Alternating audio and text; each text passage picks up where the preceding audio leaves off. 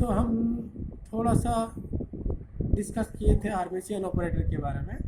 Hermitian operator कौन सा operator होगा? जो ये वाला रिलेशनशिप को होल्ड करेगा। क्या रिलेशनशिप है? Integration psi star A cap psi d tau equal to हो जाएगा integration psi A cap star psi star d tau. Now ये देखो, जो राइट हैंड साइड वाला रिलेशनशिप है इसमें ए स्टार है साई स्टार है। तो कई जगह हम लोग क्या लिख देते हैं, ये दोनों को कॉमन लेके उनके सुपरस्क्रिप्ट में स्टार डाल देते हैं। दैट मीन्स इसके ऊपर भी स्टार है, इसके ऊपर भी स्टार है। ये होता है रिलेशनशिप। वही ऑपरेटर ए अगर ए रिलेशनशिप को होल्ड करे तो अब हम बोलेंगे उस ऑपरेटर को हर्मिशियन ऑपरेटर।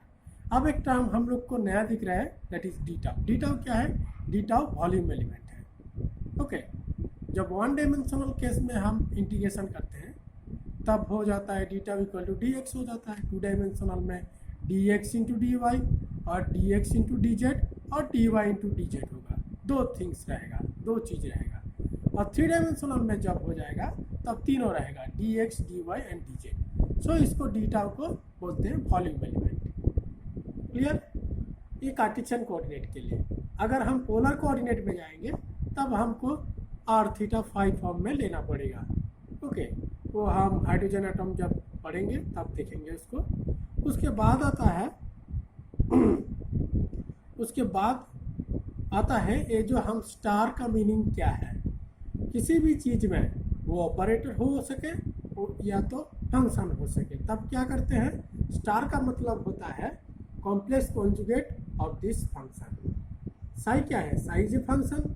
उसके ऊपर स्टार जब लगा देते हैं वो मीन करता है कि उस साई का ये कॉम्प्लेक्स कॉन्जुगेट है।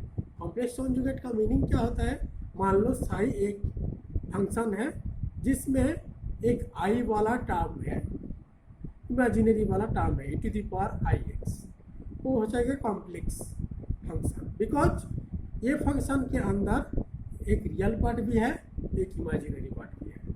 इसीलिए इस फंक्शन को बोलेंगे हम कॉम्प्लेक्स फंक्शन। किसी भी फंक्शन में जब भी आई पार्ट, आई चीज, आयोटा को देखने मिलेगा वो हो जाएगा एक कॉम्प्लेक्स फंक्शन। अभी कॉम्प्लेक्स फंक्शन में ये हो गया कॉम्प्लेक्स फंक्शन, जो प्राइमरी पेरेंट फंक्शन है उसका कॉम्प्लेक्स कॉन्जुगेट हमको लेना है। तो क्या करेंगे? आई जिधर जिधर है उसके आई के जगह माइनस आई डाल देंगे, वो हो जाएगा कॉम्प्लेक्स कॉन्जुगेट। तो क्या हुआ? इस साई का psi equal to e to the power i x और साई स्टार इक्वल टू कितना हो जाएगा? जस्ट आई के जगह minus i, e to the power minus i x. अब मान लो मेरे को दिया गया A star psi equal to e to the power minus i x, ठीक है? तब इसका कॉम्प्लेक्स कॉन्जुगेट क्या होगा? आई के जगह माइनस आई डालेंगे तो क्या हो जाएगा? वो हो जाएगा minus of minus i x, तो हो जाएगा प्लस आई एक्स। प्लस आई एक्स जैसे ही होगा वो हो जाएगा दिस वन। तो ए अगर हमको e to the power i x बोले फर्स्ट मतलब पेरेंट फंक्शन, तब उसका कॉम्प्लेक्स कॉन्जुगेट हो जाएगा e to the power minus i x. अगर हमको बोले e to the power i x parent function, that is psi equal to e to the power minus i x, then my psi star will be e to the power i x. Okay, और अब और एक question आता है, तो मेरे पास अगर कोई फंक्शन है या ऑपरेटर है जिसमें आई नहीं है, दैट इज वो रियल फंक्शन या रियल ऑपरेटर है, तब क्या होगा? तब उसका इमेजिनरी कॉम्प्लेक्स कॉन्जुगेट और जो दिया गया फंक्शन है, पेरेंट फंक्शन है, वो एक ही होगा। जैसे साई का वैल्यू अगर ई टू द पावर एक्स होगा तो साई स्टार वैल्यू भी ई टू द पावर एक्स होगा। ओके, ये हमने बता दिया फंक्शन के बारे में, कॉम्प्लेक्स कॉन्जुगेट कैसे होता है। ऑपरेटर के बारे में भी वही होगा। जैसे मान लो अभी एक ऑपरेटर है डी डी एक्स, उसका कॉम्प्लेक्स कॉन्जुगेट क्या होगा? इसमें कोई आई टर्म है, आई इससे जुड़ा हुआ है नहीं है, तो इसका कॉम्प्लेक्स कॉन्जुगेट भी डी डी एक्स होगा। अगर मेरे पास ऐसा एक ऑपरेटर होता जिसमें मान लो जिसमें मेरा ए है आई डी डी एक्स, तो ए का स्टार कितना हो जाएगा? ये हो जाएगा हमारा आई के जगह माइनस आई रखेंगे, minus i d d x, ये हो जाएगा इसका कॉम्प्लेक्स कॉन्जुगेट। ओके, तो आओ अभी हम लोग देखेंगे एक ऑपरेटर ये हर्मिशियन है कि नहीं। हर्मिशियन प्रॉपर्टी एक ऑपरेटर का चेक करेंगे। हम पहले ही लेते हैं डी डी एक्स का। डी डी एक्स का लेने के लिए एक ये है क्या, ये सिंपल ऑपरेटर है, एक डिफरेंशिएशन ऑपरेटर है। इसमें कोई आई टर्म नहीं है, तो आई टर्म नहीं है तो जो स्टार वाला कॉम्प्लेक्स कॉन्जुगेट वो भी सेम होगा। अभी हर्मिशियन ऑपरेटर होने के लिए हम लोगों ने क्या देखा था, ये वाला रिलेशनशिप होल्ड करना है। तो हम अभी देखो वन डायमेंशनल केस ले रहे हैं, एक ही है वेरिएबल एक्स, तो डी टाउ के जगह हम लोग लिख देंगे डी एक्स। अभी देखते हैं लेफ्ट हैंड साइड में क्या होता है। लेफ्ट हैंड साइड को हम लोग लेते हैं पहले, तो साइस्टर ए के जगह डी डी एक्स डाल दिया, second function psi D x, ये ऑपरेटर का डी डी एक्स है, ये हमारा इंटीग्रेशन का डी एक्स है। ओके, ऑपरेटर के लिए हम लोग फर्स्ट ब्रैकेट या पैरेंथेसिस के अंदर लिख रहे हैं, तो ये हो जाएगा एक फंक्शन, ये हो जाएगा डिफरेंशिएशन का बाद एक फंक्शन। दो फंक्शन का इंटीग्रेशन कैसे कहते हैं, इंटीग्रेशन बाय पार्ट्स कर देते हैं। तो साइस्टर है फर्स्ट फंक्शन, सेकंड फंक्शन का इंटीग्रेशन होता है सेकंड फंक्शन, ये हो गया सेकंड फंक्शन डी एक्स के रिस्पेक्ट में इंटीग्रेशन हो जाएगा। उसके बाद फर्स्ट फंक्शन का डेरिवेटिव होता है किसके रेस्पेक्ट में, ए वाला जिसके रेस्पेक्ट में हम लोग इंटीग्रेशन कर रहे हैं। एक्स के रेस्पेक्ट में मतलब एक्स वेरिएबल के रेस्पेक्ट में इंटीग्रेशन हो रहा है, सो एक्स वेरिएबल के रेस्पेक्ट में डिफरेंशिएशन भी करना है फर्स्ट फंक्शन का। सो हो जाएगा D Sai D x, D psi star d x हो जाएगा फर्स्ट फंक्शन का डिफरेंशिएशन। उसके बाद ये देखो ये ऑपरेटर वाला पार्ट है, ऑपरेटर वाला फंक्शन है, ये हो गया सेकंड फंक्शन। फिर सेकंड फंक्शन का इंटीग्रेशन करते हैं डी एक्स के रेस्पेक्ट में, फिर ये जो पूरा का पूरा हम डिफरेंशिएट इंटीग्रेशन करेंगे डी एक्स के रेस्पेक्ट में, एंड होल सिस्टम का लिमिट रहेगा minus infinity two plus infinity. Okay, अभी साइस्टर जो है ये देखो डी एक्स कैंसिल हो जाएगा, तो रह जाएगा डी साई, तो डी साई के जगह इंटीग्रेशन में हम लोग डाल देंगे डी साई हो जाएगा। ये फर्स्ट पार्ट का। सेकंड पार्ट का भी देखते हैं। सेकंड पार्ट में क्या देखेंगे, जो सेकंड ब्रैकेट के अंदर और ब्रैसेस के अंदर जो है ये वाला इंटीग्रेशन क्या हो जाएगा, डी साई हो जाएगा d x this limit, and इसका इंटीग्रेशन कर देंगे तो साइस्टर साई हो जाएगा minus infinity plus infinity minus A वाला टर्म। ठीक है, तो अभी देखो हम जानते हैं कि ये साइस्टर साई जीरो हो जाता है बाउंड्री कंडीशन में। किसी भी फंक्शन प्लस इन्फिनिटी या माइनस इन्फिनिटी पे जीरो होता है तो उनका प्रोडक्ट जीरो होगा, सो ये जीरो हो जाता है। Minus infinity two plus infinity integration, ये देखो इसको हम कैसे लिख सकते हैं,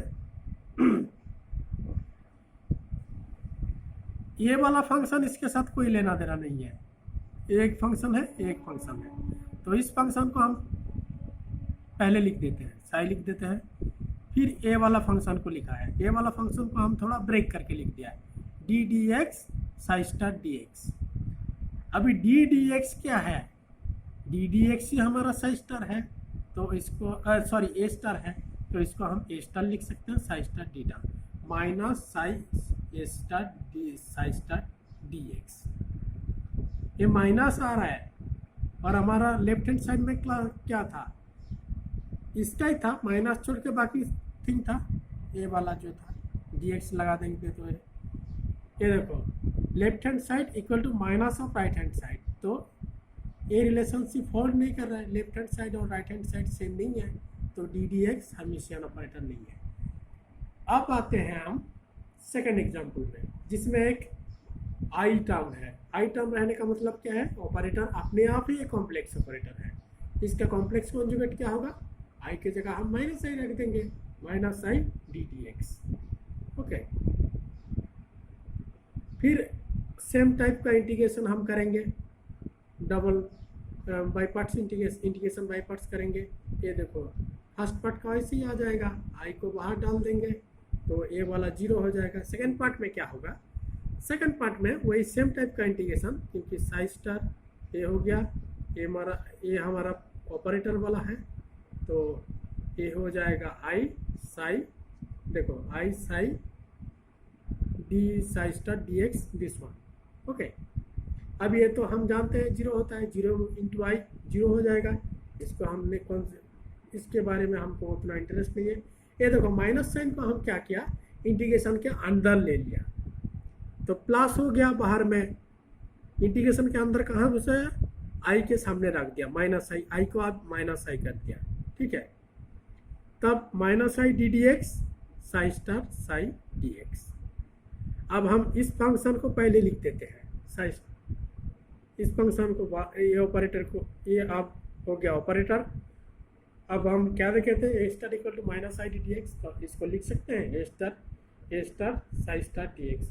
तो देखो इस साइड इक्वल टू हो गया दिस क्वांटिटी, ये क्वांटिटी क्या है, ये क्वांटिटी इसके बराबर है, जो हम लोगों ने इधर वाला जो रिलेशनशिप होल्ड करते हैं उसके बराबर है, सेम है। तो right hand side equal to left hand side. So i d d x जो है एक हार्मिशियन ऑपरेटर है। देखो डी डी एक्स ऑपरेटर के आगे एक आई लगा देने से वो हार्मिशियन हो जाता है, और बिना आई का जो डी डी एक्स है वो हार्मिशियन नहीं है। सो आई का कितना वैल्यू है। अब हम पढ़ेंगे कुछ प्रॉपर्टी के बारे में ऑपरेटर का, इसको हम थ्योरम भी बोल सकते हैं।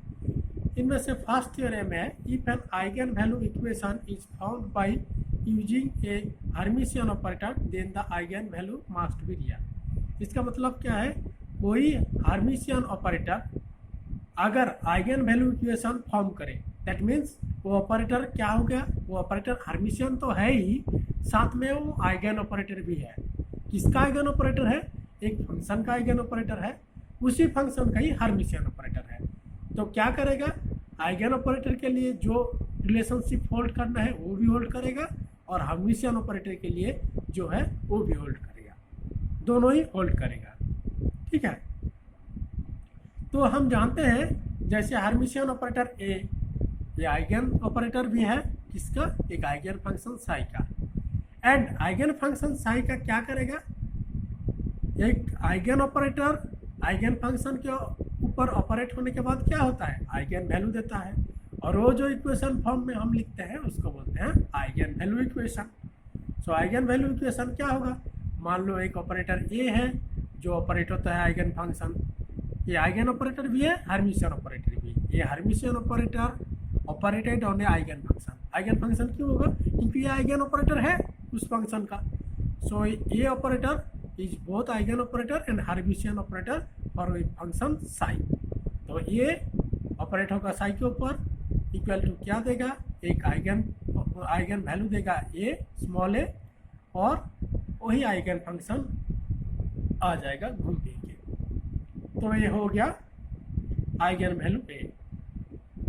हम थ्योरम का स्टेटमेंट की क्या बोले थे कि जो आइगन वैल्यू होता है, दैट मीन्स ए जो ए होगा इसका वैल्यू रियल होगा। इसका मतलब क्या है, इसमें कोई इमेजिनरी पार्ट नहीं रहेगा। इमेजिनरी पार्ट नहीं रहेगा इसका मतलब क्या है, ए इक्वल टू ए स्टार है, हमको प्रूव करना है। क्योंकि इमेजिनरी पार्ट जब रहता है आई की जगह माइनस आई लग जाता है, तो माइनस आई लग जाने से वो इक्वल नहीं होता है, और जब रियल होगा उसका इमेजिनरी मतलब कॉम्प्लेक्स कॉन्जुगेट, और जो पेरेंट वैल्यू है वो एक ही होगा। दैट मीन्स ये अगर रियल होगा तो ए इक्वल टू ए स्टार होगा। ए स्टार क्या है, ए स्टार होगा ए का complex conjugate. Thus we have to prove that A star equal to A और A equal to A star, मतलब बोथ आर सेम मीन करता है। The eigen value of equation formed by operator A and psi will be this. Okay, इसका both side में हम complex conjugate ले लेते हैं, दैट मीन्स सबके ऊपर स्टार लगा देते हैं। A star that means A cap star हो गया, हर्मिशियन ऑपरेटर जो है उसका कॉम्प्लेक्स कॉन्जुगेट, कोई फंक्शन का कॉम्प्लेक्स कॉन्जुगेट इक्वल टू हो जाएगा आइगन वैल्यू का complex conjugate, and wave function का complex coordinate. Now we multiply psi star from left side in equation 1. Equation 1 क्या था? Equation 1 A था, a cap psi equal to a psi. इसका left side से psi star multiply करना, मतलब इस साइड से जाएगा, ठीक है, लेफ्ट हैंड साइड से मल्टीप्लाई करना. ए हो जाता है लेफ्ट हैंड साइड में ही रहेगा, psi star A cap psi equal to कितना हो जाएगा, इक्वल टू हो जाएगा psi star A psi left hand side में बैठेगा. इक्वल टू हम क्या लिख देते हैं, इसको बाहर निकाल देते हैं, कांस्टेंट है ना, ये psi स्टार psi, ठीक है. अब इंटीग्रेट करते हैं इसको ऑल स्पेस में, बीटा वॉल्यूम एलिमेंट के रिस्पेक्ट में. तो क्या हो जाएगा, psi star A psi beta equal to A हो जाएगा दिस वन, इसको लिख देंगे तो ए हो जाएगा psi स्टार से. और इसके बाद हम क्या करेंगे, सेकंड वाला जो इक्वेशन है आइगन वैल्यू इक्वेशन, उसका लेफ्ट हैंड साइड से psi को मल्टीप्लाई कर देते हैं. पहले psi स्टार किया था एक में और सेकंड में कर रहे हैं psi. तो लेफ्ट हैंड साइड से psi A cap star psi star equal to psi A star psi star equal to, इसको लिख देते हैं ए स्टार psi स्टार. अभी क्या करेंगे, सिमिलर इंटीग्रेट कर देंगे तो हो जाएगा psi A cap star psi star d tau equal to A हो जाएगा A star psi star d tau, ठीक है. ये हो गया तुम्हारा फर्स्ट वाला इंटीग्रेशन जो था 3, ये हो जाएगा 4. अब हम क्या जानते हैं, अगर ये एक हर्मिशियन ऑपरेटर है तो ए वाला relationship equal to A, that means left hand side of equation 3 and left hand side of equation 4 are equal. तो क्या हो जाएगा, राइट हैंड साइड भी इक्वल होना चाहिए. तो A psi star psi d tau equal to A star psi star equal to हम क्या लिख सकते हैं, ए स्टार, इसको psi स्टार को पहले लिख दिया psi स्टार psi डीटा. तो अब क्या हो जाएगा, ये जो इंटीग्रेशन का अंदर है ये सेम हो रहा है दोनों साइड, इसका हम लेफ्ट हैंड साइड में लेके आ जाए तो ये माइनस सी स्टार ये हो जाएगा. अभी ये हो गया नॉन जीरो पार्ट, ओके, ये हो गया नॉन जीरो पार्ट, इसका वैल्यू नॉन जीरो है, ओके. नॉन जीरो है तो क्या हो जाएगा, नॉन जीरो है तो हम अगर जीरो टोटल वैल्यू आएगा तभी, अगर ए वाला पार्ट जीरो होगा तो A minus A star equal to zero, क्योंकि zero multiplied by a non zero quantity will be zero.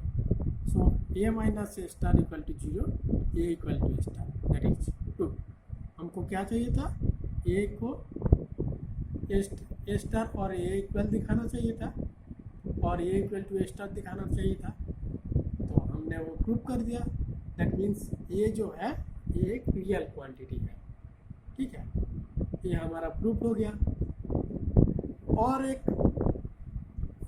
एक थ्योरम है, उसमें क्या बोलते हैं, उसमें हम लोग बोलते हैं कि eigen function of an Hermitian operator are orthogonal, okay. तो ऑर्थोगोनल का मतलब क्या है, ऑर्थोगोनल का मतलब है दो फंक्शन होगा जो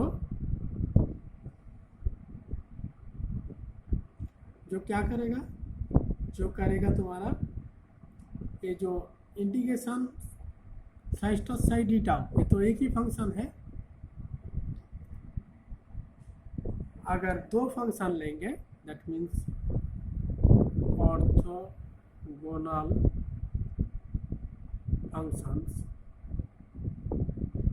उसको किसको बोलते हैं, that is integration psi1 star psi2 d tau equal to zero होना चाहिए.